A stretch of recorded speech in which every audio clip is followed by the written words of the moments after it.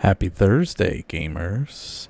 We've got some more modern Magic action. This time, Jeskai Control versus AWAC, and one of the last times that we will probably see this iteration of Jeskai Control.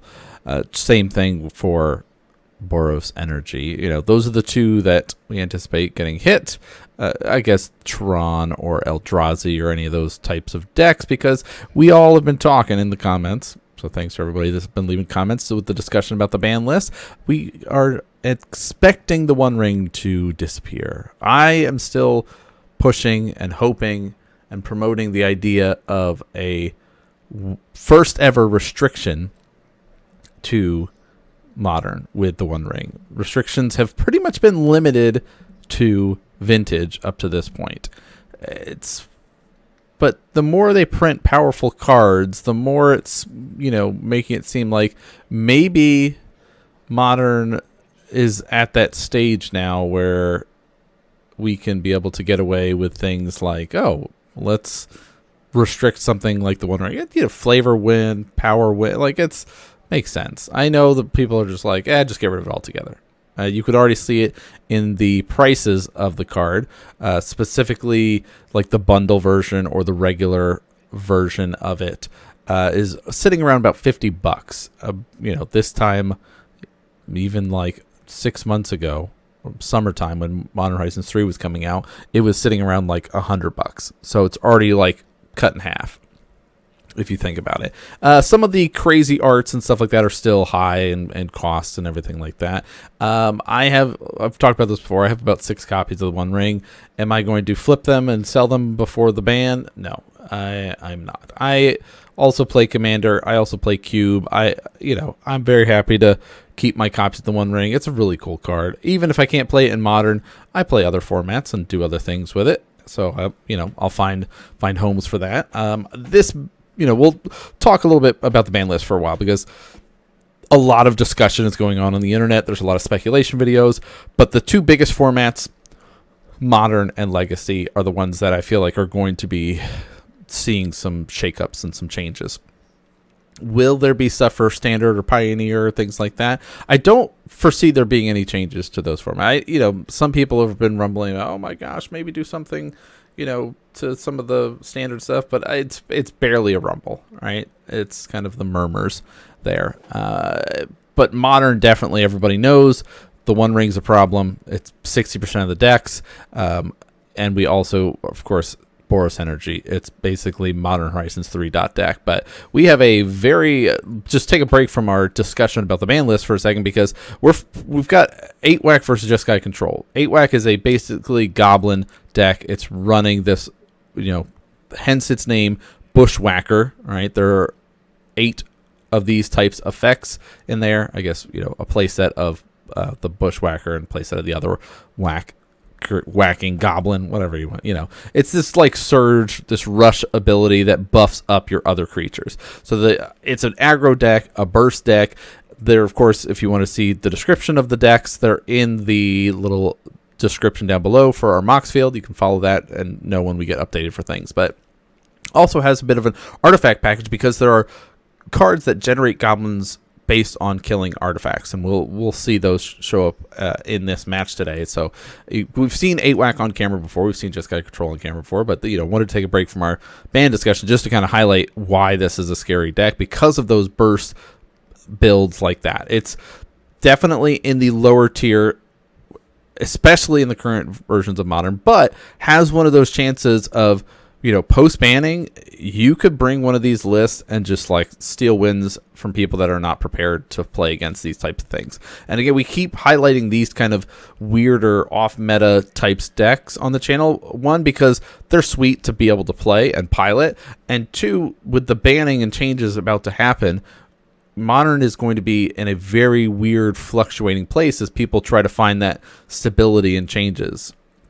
So let's keep going with our ban talk for a little bit here. We've got, something from Boros Energy going. I keep thinking, or as somebody that has fought against the Boros Energy, I keep wanting to see Guide of Souls go. It's the best energy enabler as well as energy sink that currently exists in any format of the period, right? It's the best way to do it. Doesn't matter if you're playing Commander, Modern, Standard, like, it doesn't matter. It's the best way to dump your energy as well as generate energy every single turn, more or less every turn. Every time you have to play a creature and stuff. It's it's the Guide of Souls, soul, sister style of things. But in the match, if you guys are wondering, we've got a little bit of battles going on, discharges and stuff like that. So, but the other argument with the Boros Energy players are like, if you get rid of Guide of Souls, the deck is pretty much going to fall apart from what it was. And I don't know. It's overwhelming amount of meta share and just power level of Modern Horizons 3 deck.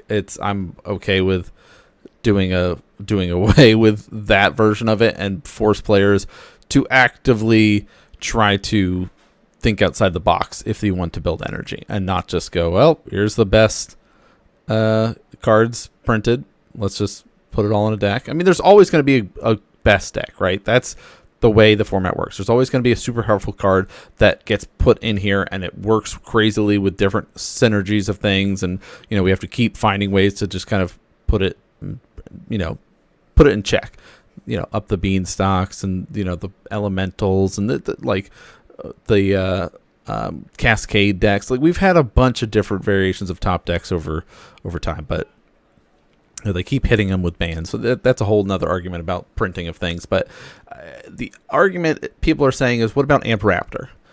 It's a great accelerator for the deck. It always gives you a payout. Like, it's really good. It helps you to go wide and kind of speed up and things like that, and really get that kind of overwhelming numbers and aggro plan that the deck is built around. But I don't think getting rid of Amp Raptor actually impacts the deck too much. I feel like it'll still do the thing that it does right now with Guide of Souls still illegal. So I don't know. That's if you're a Boros Energy player, let me know what you'd like to see banned, or put your predictions in. I would love to see an unbanning. I love Splinter Twin, loved it back in the day. I would love to see it back in Modern. It's perfect. We did the no ban list in the summer. You guys got to see it play against kind of regular Modern decks as well as no ban list decks, and it did fine. Maybe we'll put it up again for people to enjoy. We've got maybe a couple more videos in the works, or maybe we'll just get together with some friends and be like, hey, let's play some decks and test out some cool stuff. But yeah, that's the main Modern discussion. Legacy is a whole nother beast, right? There's the kind of artifact shenanigans that people are doing, with the Forge, Mystic Forge. It's really powerful. Nadu is a thing in Legacy. Dimir Reanimator is still really good, even though they're like, oh, let's get rid of Grief. It doesn't matter. The deck is Frog is the best enabler.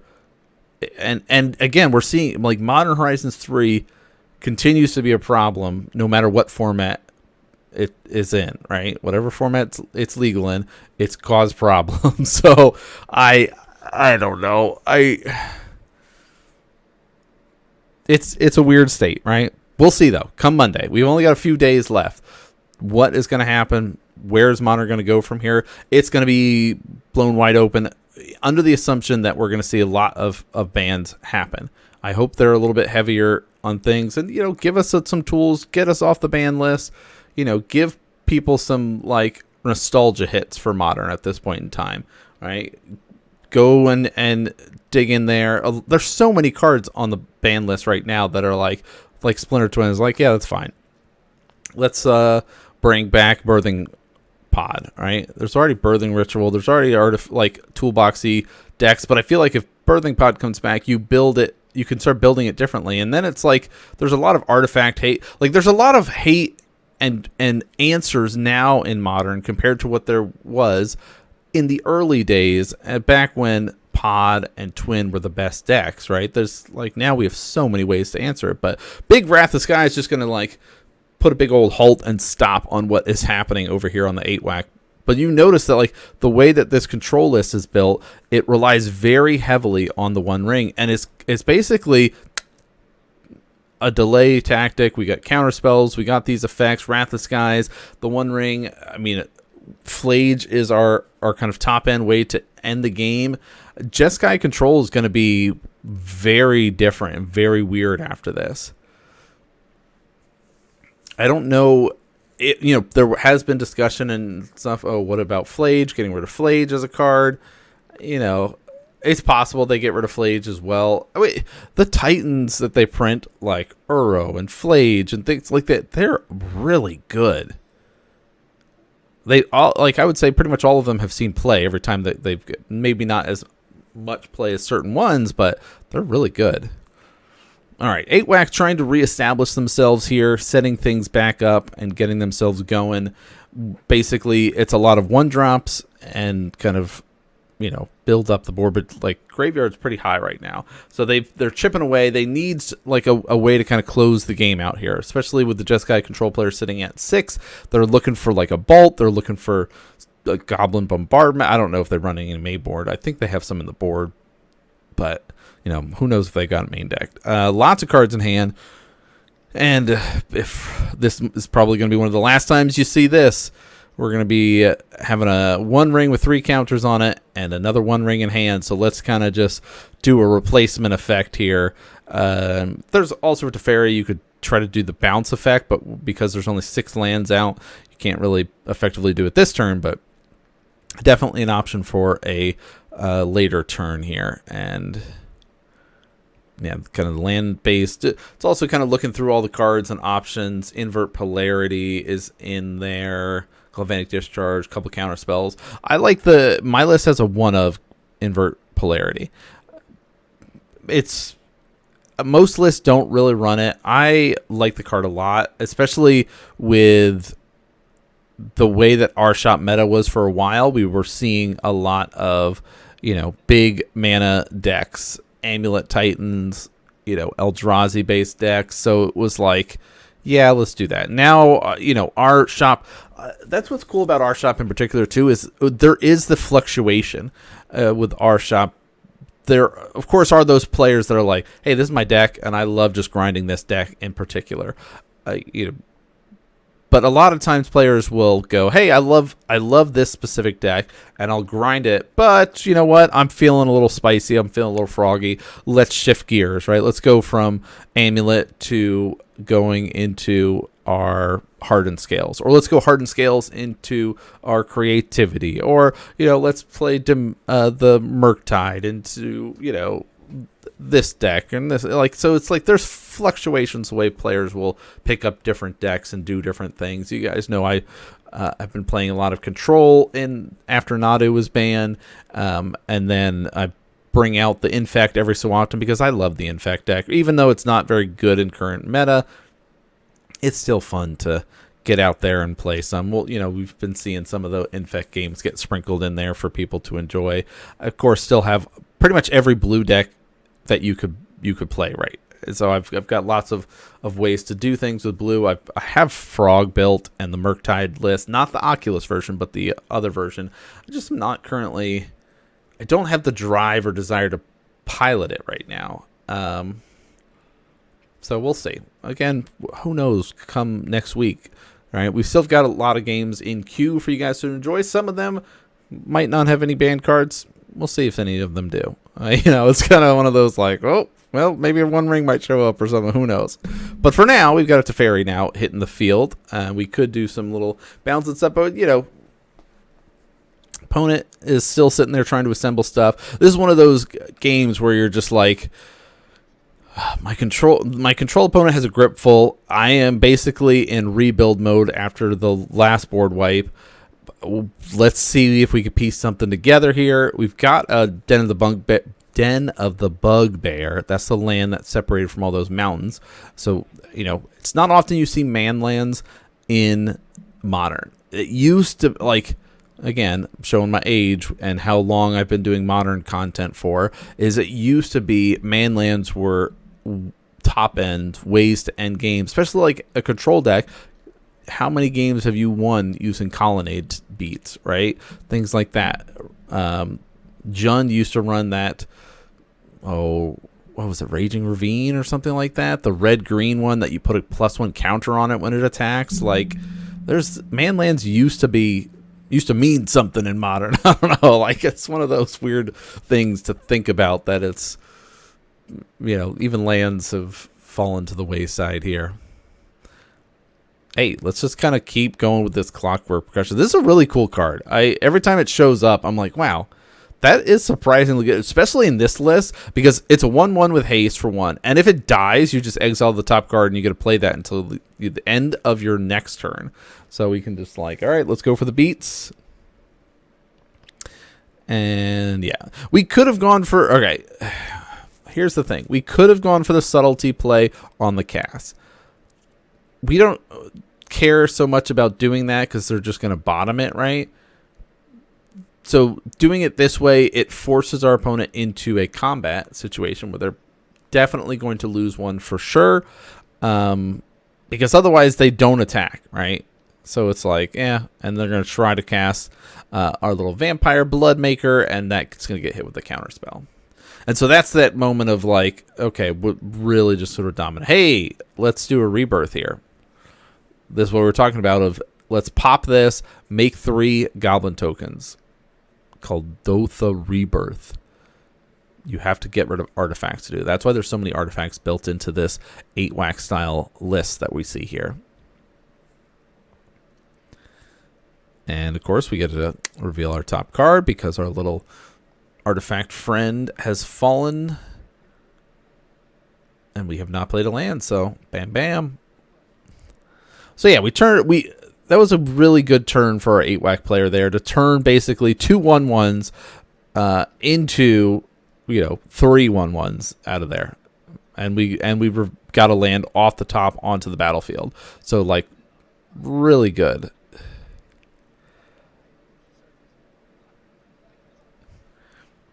And of course, our hand is full of goodies, but none of them are our way to like end the game. We don't have, we're digging, we're trying to find it.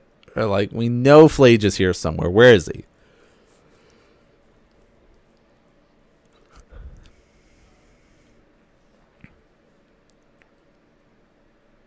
All right, so of course, again, there's like the Wrath of Skies. Teferi plus Wrath of Skies is great. Like we have the like control here, but we still have to be very careful. Like we could have done the bounce 1 ring stuff, but that is also, ends up maybe potentially forcing us into a Teferi dying. So this is like, just let's guarantee things are okay. Do a little bit of sunken land bouncing stuff. What is it? Land is that called? I can never remember all the different lands. There's so many lands there, but of course it's that like horizon land, right? But that is our instant speed Wrath of Skies thanks to the power of Teferi, and we're going to be paying 0 into it. Destroy any amount, or so we can pay any amount of energy. Destroy each artifact, creature, and enchantment with a mana value less than or equal to the amount of energy paid. So, hey, all of those 0-cost tokens that you just generated shall now disappear. And then we're kind of joking about the 1 ring stuff and doing all that shenanigans. And yeah, like it's like we drew a lot, we've set up a lot, and we've basically just continued to stop the 8-whack play. Like look at that graveyard and just how much it is kind of filled up with all these hateful things. But now we finally, what turn is this, like turn 12 or something? We finally got the first bit of comment. I also like decks that do like dirtling in Magic is one of my favorite things to do. I'm either like, here's a combo that I'm going to try to execute. Oh, this Splinter Twin. Oh, here's this creature-based combo Infect deck. Or I'm doing nothing, and I'm just like land go, waiting to have a cool wizard. Like, I think that's the part, like the Blue Mage stuff definitely is there of like, let's have a wizard battle. Let's put a bunch of stuff on the stack, and let's try to see who can come out on top. Do I have enough resources? Do you have enough resources? That's the stuff that I love.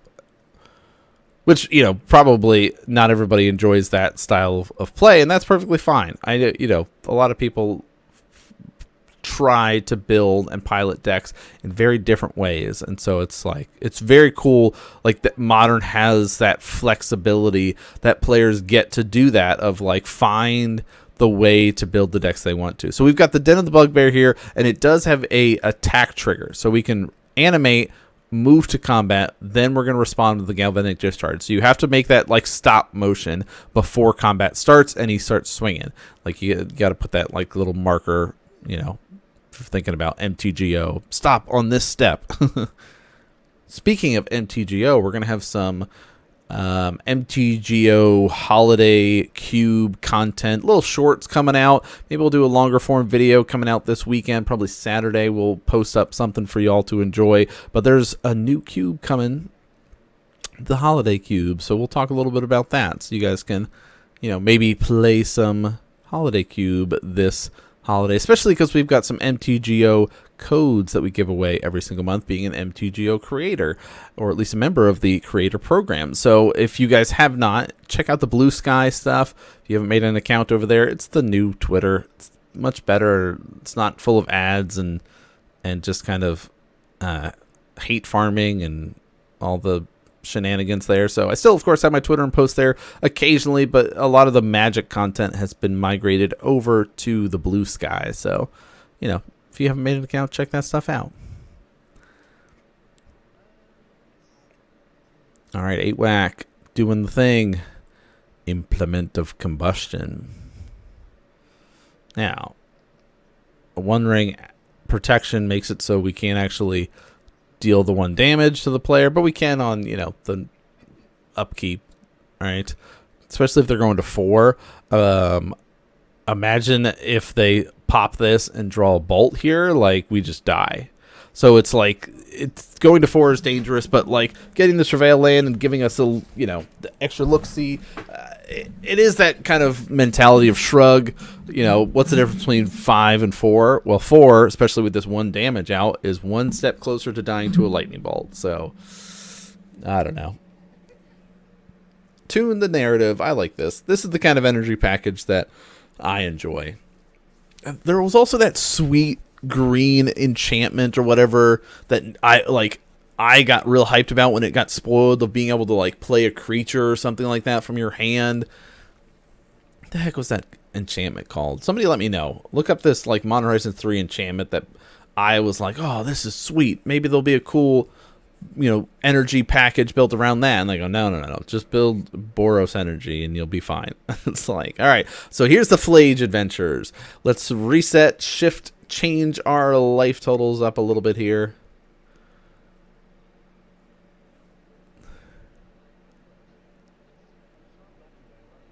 All right, making sure we're tapping our lands correctly, and we're keeping Flage on the screen because we do have our Arena of Glory, double red, double white, escape 5, give our Flage haste. So let's do a big, this is like a huge swing. Basically, we finally drew the card we need, and we are going to do 12 damage with Flage in 1 turn.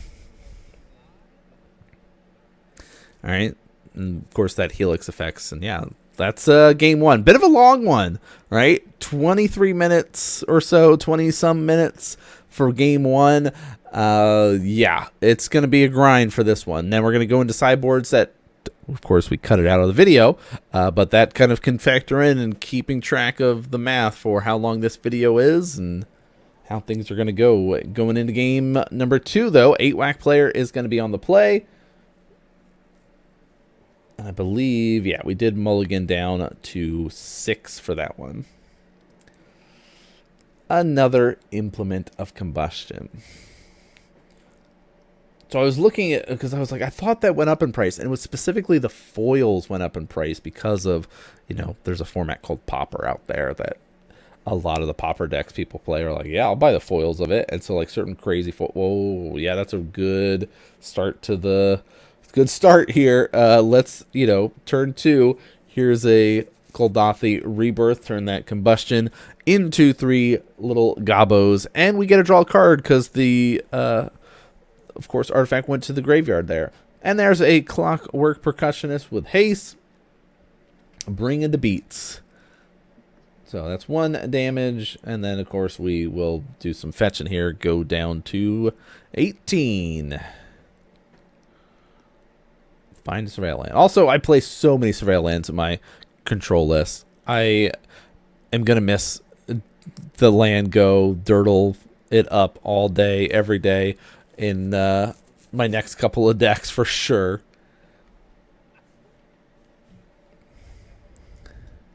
Oh, we're having a discussion about our buddies sitting on the camera next to us was like, yeah, I'm right-handed, but I play left-handed. And everyone's like, what? Because he specifically puts his deck where his left hand is, but he's right-handed. And I'm like, yeah, but I do it even weirder. I tap all my stuff to the left, even though the tap symbol clearly states to tap to the right. So I don't know if that's weirder, but I think it's, you know, everyone does their own unique things when it comes to playing Magic, right? Or maybe it's just me.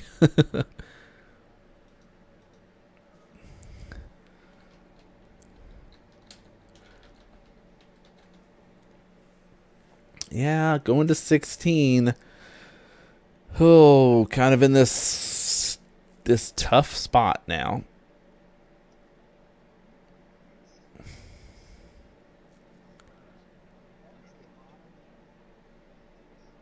All right, turn 3.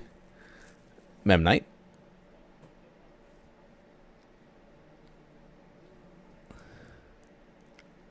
It's like, is that gonna be? Yep, Gleeful Demolition. Basically the same thing. Destroy target artifact. Create 3 goblins. No problem.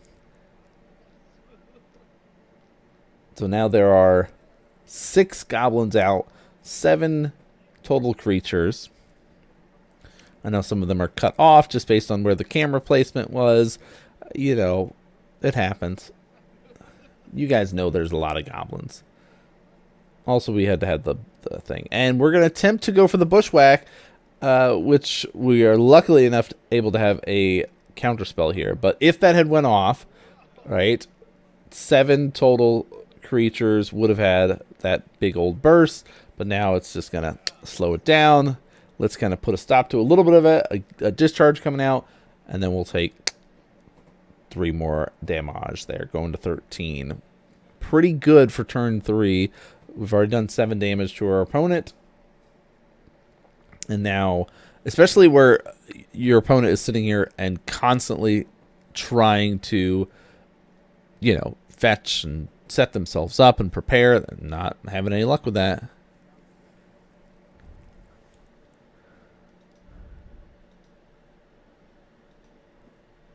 All right, what's the options here? How do we get out of this? Well, yeah, we'll pop a land, draw. So our opponent just kind of land goes is a little stressful. So we don't want to overcommit stuff, but just like bring the beats with the creatures we have is pretty good. Another discharge build up here. Trying to set ourselves up.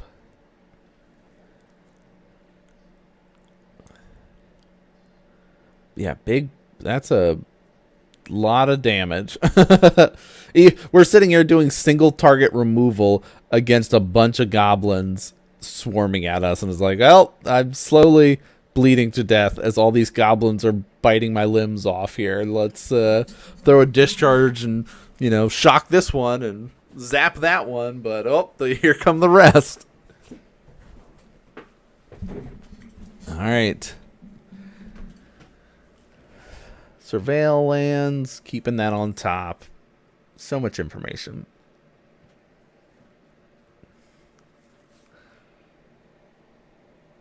Thanks for everybody that's still with us and watching and enjoying our grind of the Jeskai Control vs. 8-Whack adventures. We have been getting closer and closer to our goal of 1,000 subscribers on the channel. That's our first big goal that we're pushing for. I don't think we're going to hit it before the end of the year, but we're at 919. So thank you everybody that has subscribed and followed along with our Magic content creation adventures this year. We've really put a big push into it. We'll have a video come out kind of wrapping everything up kind of at the end of the year there around the holidays for everybody to be able to enjoy.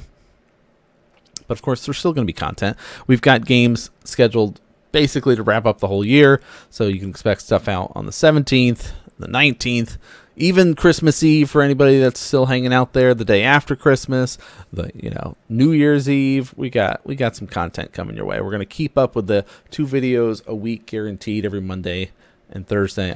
I said the 19th and these other days, but that's a Tuesday. 16th, 23rd. There we go. Yep, you watch it on Christmas Eve. You'll be fine, right? The day after Christmas. Watch that stuff. But yeah, so lots more games for everybody to be able to enjoy. And then, of course, the sprinkling of content on the Saturdays. We'll continue to do some interviews with other content creators. We'll still do some other adventurous, fun stuff there. So lots of the cool content in the works. But how are things going to work out for our Jeskai Control player to get out of this situation of the swarm of gobos? Especially, you look at that life total, the advantage meter is clearly in favor. It looked like we were going to commit even more, but it's that risk of going, well, we got hit with some Wrath of Skies and some board wipey stuff last time. Let's not overcommit. And here's an escaped Flage. So we get a Helix something. At least kind of reset our life total. Pop one of those gobos.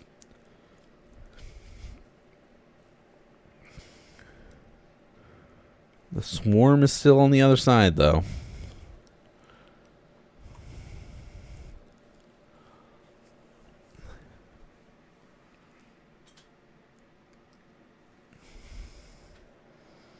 Hey, you have to think it's like, how much do you... Like, if you start swinging in, Flage eats something. Right? Guaranteed he's going to eat something. Hey, that's a good way to do it. Kadathi, a rebirth here. Pop our little artifact. Turns into a card advantage here. And 3 more goblins. And we reveal another goblin off the top. This is a newer goblin, I say. Well, newer goblin because I had never seen it. As you see that I'm sitting here trying to read, what the heck is this? A new version of Krinko, the Baron of 10th Street. There's stuff that came out in this set that I'm like, what the heck? Like, there's a lot of cards with the sets that came out this year that, like this one in particular, Outlaws of Thunder Junction, like that I'm just like, I didn't even know this card existed. But it's a 3/3 with haste. You can sack an artifact, put a +1 counter on each column you control. Whenever an artifact is put into your graveyard from battlefield, you get to pay a red. So, of course, we had that Memnite over there that now just turned into even more gobos. And Krinko is going to make everybody bigger, which is really bad. So Krinko will put a counter on himself. And then, of course, 3 of those goblins cannot attack this turn. And so now it's in that question of, okay, do we swing out now? Like, is now, and we know something's going to get eaten, but we just, drop our opponent down even lower?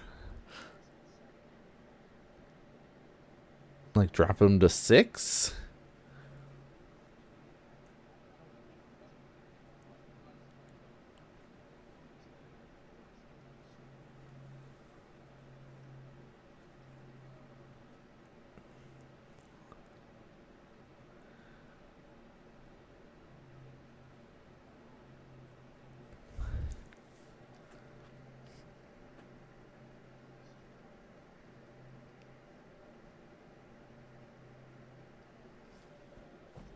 All right, let's, again, hey, what's the difference between 5 and 4 here, right? Not much, so we're going to get another Surveil land, set ourselves up, hopefully, for something here. We got the Flage, can gain some extra life again, the Helix effects. Problem is, Krinko is a 4/4, so we can't really Helix that here. A Wrath of Skies is in hand, though. We're only 3 cards in hand. So, debate, do you hold the land back? Kind of telegraph like a fake out. I go for the playing the land because look how cool that basic land is. What do y'all think about that basic land, huh?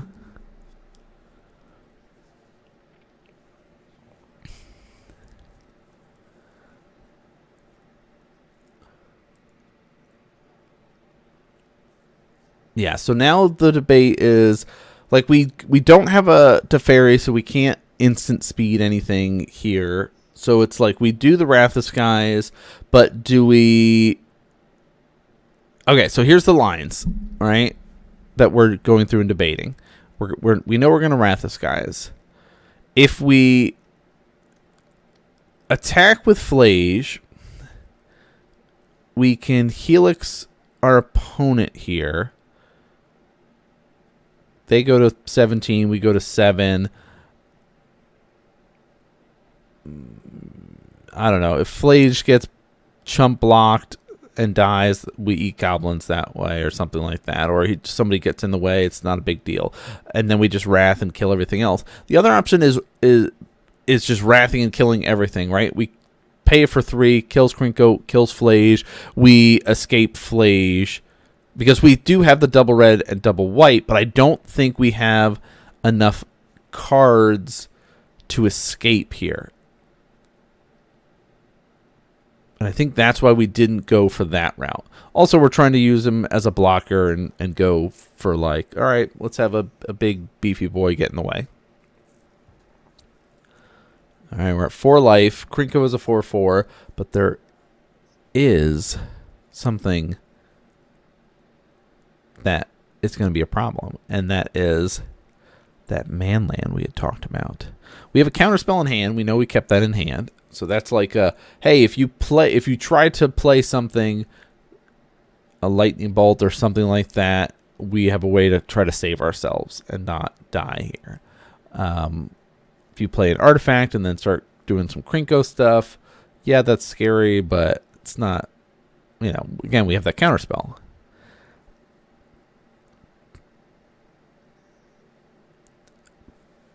But again, there's a man land, and we were not putting that on our radar. So, the Den of the Bugbear is doing the combat stuff. It's a 3/2, and it makes a 1/1 red goblin token that's tapped and attacking. So you have a 4/4, a 3/2, and a 1/1 goblin, and we just die.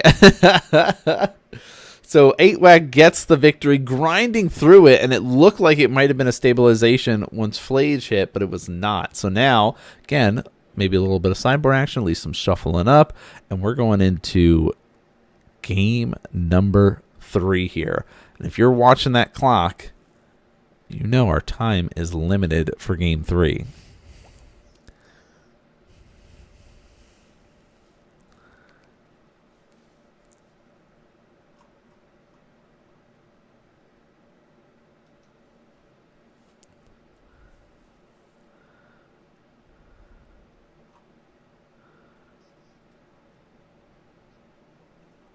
Doing a mulligan down.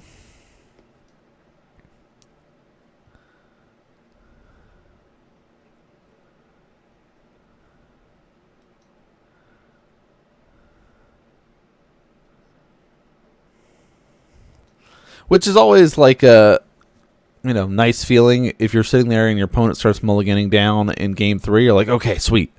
I kept my 7. They're mulliganing down. I never wish it upon any of my opponents. Some people might. But I'm like always happy when I see it happen.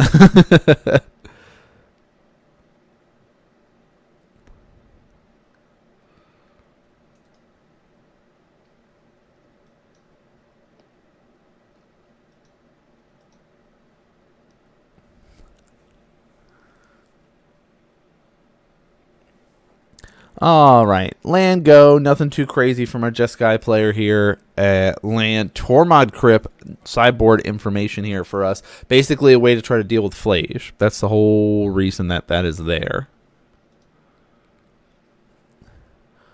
Implement of Combustion coming out there. So from Kaladesh originally, but with the Drift set coming out, we are getting the update to the name of the plane. It's no longer going to be the Kaladesh plane anymore. Part of that is there's specific reasoning that I can't remember off the top of my head. I remember Shivam having a whole conversation with this, doing interviews and stuff on Tap Tap Concede, I believe, the loading ready run stuff. I don't remember all the details, but there's some like negative connotations or relations related to the word Kaladesh, and I can't remember quite what they are. But the plane's name is going to change, so be prepared for that whole information coming out. I'm sure it's already out at this point of people talking about it, or at least if people cared enough to learn about it, they can go look it up. I'll probably do that again after this video is done recording and be like, oh yeah, that's what they were talking about again. All right, but back in here, the swarm is coming, but you see that little dice in the center? That's our indication that, yep, we are in turns. It is turn 2. So if you've never made it to turns in Magic, it sets out as whoever's turn it is when the timer goes off, that is the player's turn 0. Everybody gets 3 turns after that.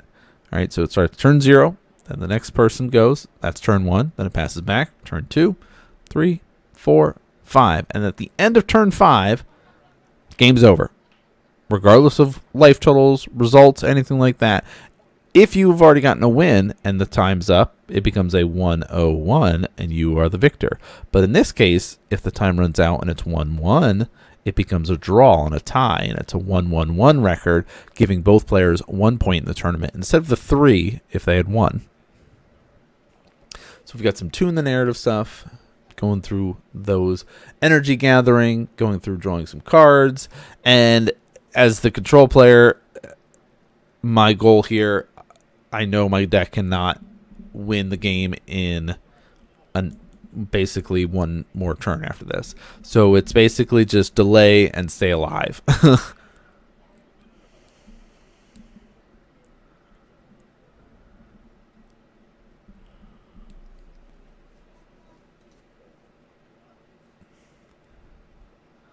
So how will the 8-whack player try and stop me? What is their goal here?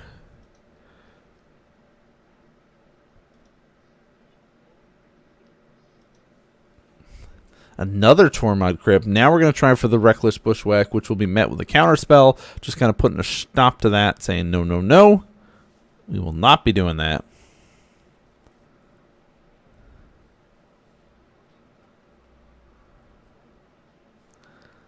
And there's the passing of the turn. To Fairy again, just kind of slowing things down. Let's do a little bouncy here. There's a land and a passing of the turn.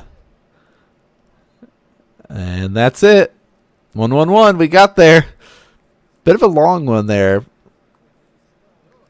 And even my 8-whack player apologized, like, sorry for playing slow. I was like, what are you talking about? I'm here playing Control. Our first game took like 25 minutes because I was trying to keep you at bay and draw into my Flage, and it took me forever. But okay, so we get to see a little bit of sideboarding stuff from the players here. I always like this, doing these little clips at the end for anybody that's still sticking around to see a little bit of the sideboard stuff, at least to see what players usually bring in, because I think that's cool. Sometimes we'll do this what they took out, but oftentimes players just have those face down and they shuffle them into their decks. So got lots of basically graveyard hate to deal with Flage. Mine's more of just kind of deal with the swarm, right? Another board wipe, a little counterspell. That counterspell specifically the Stern Scolding, because the Bushwhackers, it's really to deal with them there. But hope you guys enjoyed that. That's going to be our Thursday episode for you all. Again, Saturday we'll be doing some MTGO related video for you guys to see about the cube. And then Monday we'll have another gameplay video, and we'll sprinkle in a little ban list video for you guys, because of course ban list comes out on Monday. So that's going to be it, back on the normal grind and swing of things. So thanks so much for everybody who tuned in and watched, and we'll see you all next game.